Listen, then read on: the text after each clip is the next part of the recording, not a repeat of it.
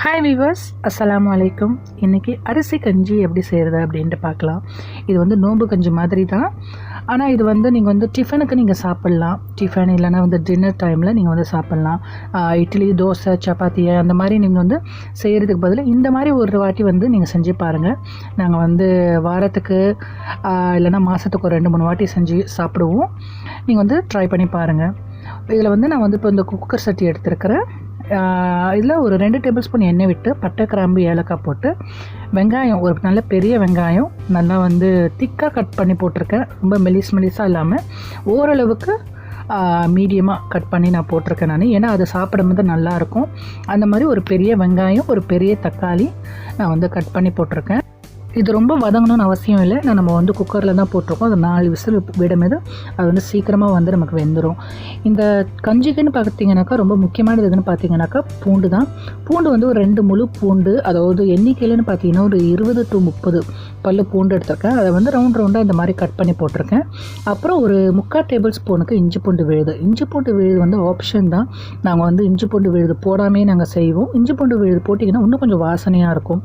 ஒரு 3/4 table spoon இஞ்சி பூண்டு விழுது போட்டுக்கலாம். அப்புறம் ஒரு முழு கேரட்டு, அதாவது காய்கறின்னு பார்க்கும்போது முழு கேரட்டு, அப்புறம் வந்து கொண்டக்கடலை, ஒரு கப்பு கொண்டக்கடலை நான் போடுறேன் நான். ஸோ இதுவும் ஆப்ஷன் தான். உங்களுக்கு காய்கறி போட்டும் செய்யலாம், நீங்கள் காய்கறி போடாமே செய்யலாம். நோம்பு கஞ்சினாக்கா அதில் வந்து காய்கறி கிடக்கும். ஸோ அதனால் வந்து நான் இதில் வந்து காய்கறி ஆட் பண்ணிக்கிறேன்.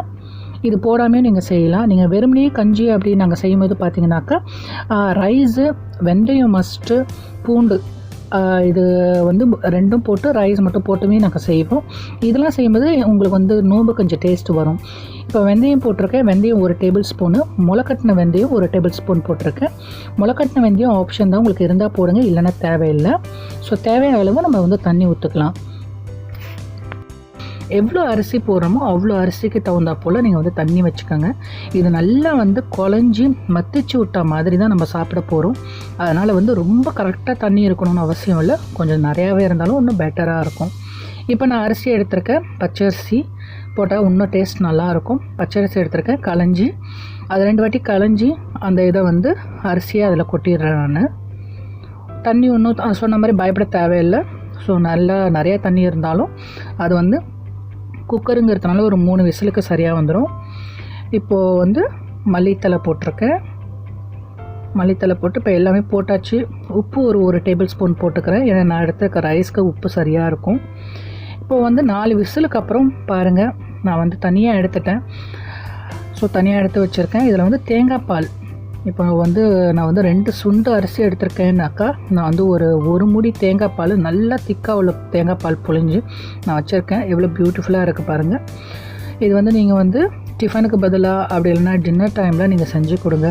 இது வந்து நல்லா திக்காக இருக்குது. இன்னும் கொஞ்சம் தண்ணி போல் கூட நீங்கள் வச்சு செய்யலாம்.